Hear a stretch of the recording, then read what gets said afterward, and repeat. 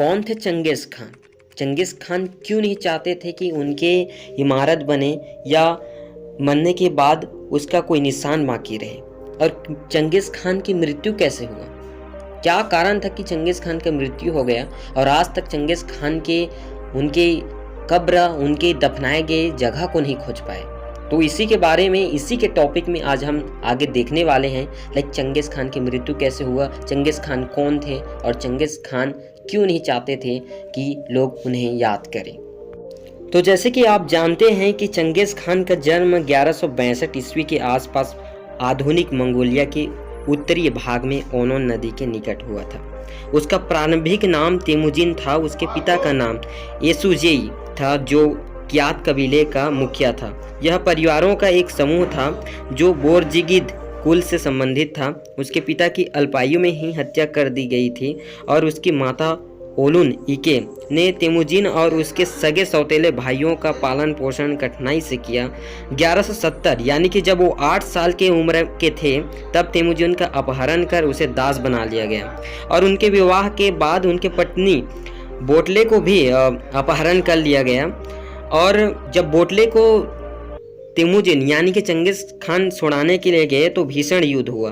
तो उस समय अपने पत्नी को छुड़ाने के लिए चंगेज़ खान ने नवयुवक बोघुर रचू और उसका प्रथम मित्र था और विश्वस्त साथी के रूप में सदैव उसके साथ रहा।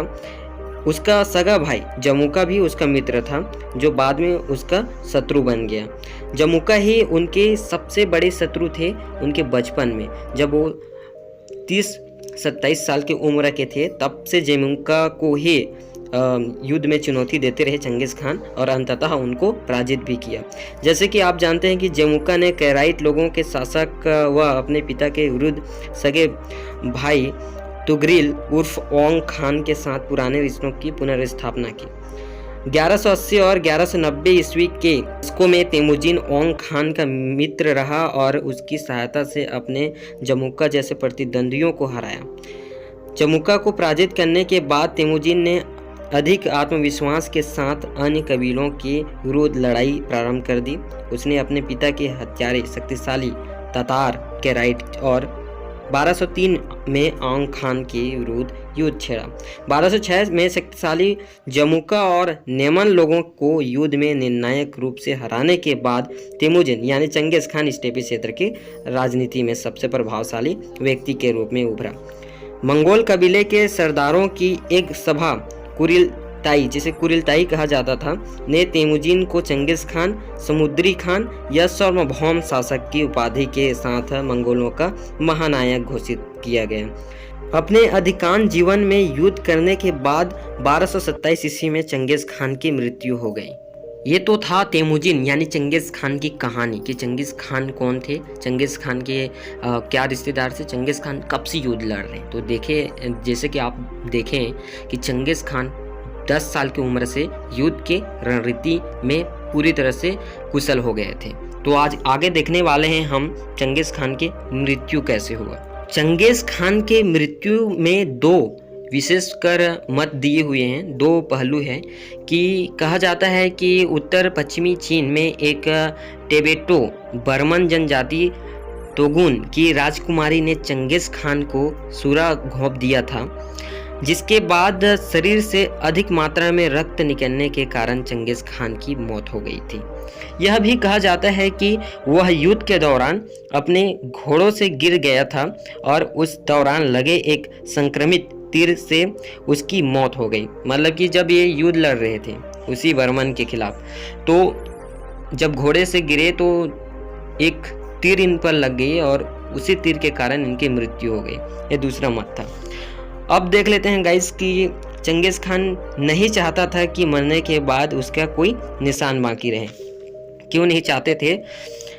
कि चंगेज़ खान तारीख के पन्नों में दर्ज एक ऐसा नाम है जिससे शायद ही कोई न जानती हो। उनके जुल्म, क्रूर व्यवहार और बहादुरी की कहानियाँ दुनिया भर में मशहूर है। उसकी फौजें जिस भी रास्ते या जिस भी इलाके से गुजरती थी अपने पीछे बर्बादी की दस्तान छोड़ जाती थी।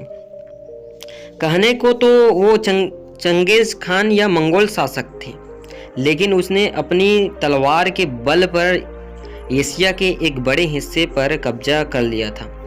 इतिहास में इतने बड़े हिस्से पर आज तक किसी ने कब्जा नहीं किया है। दुनिया भर में जितने भी बड़े महाराजा, सुल्तान या बादशाह रहे, उनके मरने के बाद भी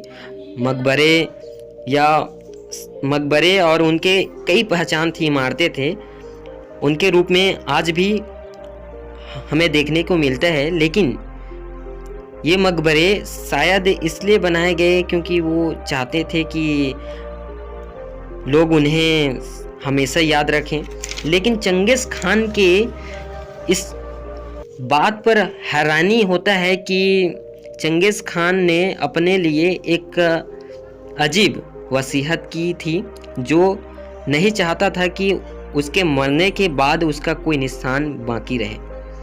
लिहाजा उसने अपने साथियों को आदेश दिया था कि उसके मरने के बाद उसे किसी गुमनाम जगह पर दफनाया जाए। वसीयत के मुताबिक ऐसा ही किया गया। सैनिकों ने उसे दफनाने के बाद उसके कब्र पर करीब 1000 घोड़ों को दौड़ाकर जमीन को इस तरह से बराबर कर दिया ताकि कोई निशान बाकी न रहे। यानी कि 1000 जब घोड़े दौड़ाते थे, तब वहाँ पर उपस्थित जितने भी 1000 घोड़े थे या वहाँ पर जो सैनिक थे, उनको दूसरे घोड़े के गुट और सैनिक आकर मार देते थे। फिर वो जैसे जैसे इसी तरह प्रक्रिया होते जाते थे, अंततः पता नहीं चला कि किस जगह वास्तव में चंगेज़ खान की बॉडी को दफनाया गया है। इस तरह से वो पूरी तरह से ज़मीन जब तक बराबर नहीं हो जाता तब तक ऐसे ही क्रूर हत्या चलते रहे और करीबन 11,000 सैनिक और 11,000 घोड़ों का मृत्यु हुआ। तो गाइस, ये था चंगेज़ खान के कहानी। और साथ ही चंगेज़ खान पर अभी भी बहुत सारे रिसर्च चलते आ रहे हैं, लेकिन मंगोल में अब इस रिसर्च पर बैन लगा दिया गया है, क्योंकि मंगोल के लोग नहीं चाहते हैं कि चंगेज़ खान का बॉडी को खोजा जाए। बिकॉज जो वसीयत दिया था कि मेरे गुमनाम शरीर को कोई ना ढूंढे, कोई छेड़छाड़ ना करे, और लाइक वो ये भी नहीं चाहते थे कि कोई उनको याद करे या इमारत बनाए उन पर या मकबरे बनाए। तो कैसे लगा आज की वीडियो, प्लीज़ कमेंट में बताना ना भूले, और thank you for watching this video.